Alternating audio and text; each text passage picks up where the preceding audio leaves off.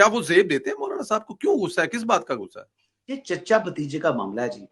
वो तो मरीम नवाज आज भी जो है वो मौलाना साहब का बड़ा बेहद एहतराम करती हैं, इस टाइम भी। और वो करती है ना, मौलाना साहब ने जो कहा है वो तो बड़ा गैर वो मुनासिब है। कोई जवाब नहीं देंगी मौलाना फजल जी, रहमान साहब को, बिल्कुल ठीक है। ये मैं आपको बता दूं। बिल्कुल ठीक है। मरीम नवाज शरीफ साहिबा ने चौधरी निसार साहब को कभी जवाब नहीं दिया, अगर आपके इल्म में हो तो। जी, मैं बिल्कुल एग्री करता हूँ। कभी जवाब नहीं दिया। तो उनकी तरबियत ही ऐसी है कि मतलब वो बड़ों के एहतराम करने वाली, और एक डिसिप्लिन, और फैमिली के अंदर भी एक डिसिप्लिन है। बड़े छोटे का जो है ना लिहाज और एहतराम है।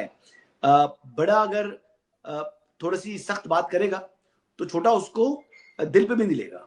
तो मौलाना साहब के साथ जो उनके इश्यूज हैं, जो मौलाना साहब ने बात की है सख्त, वो हिट ऑफ द मोमेंट था। दोबारा मौलाना साहब भी मेरे नहीं ख्याल इस किस्म की बात करेंगे, रिपीट करेंगे।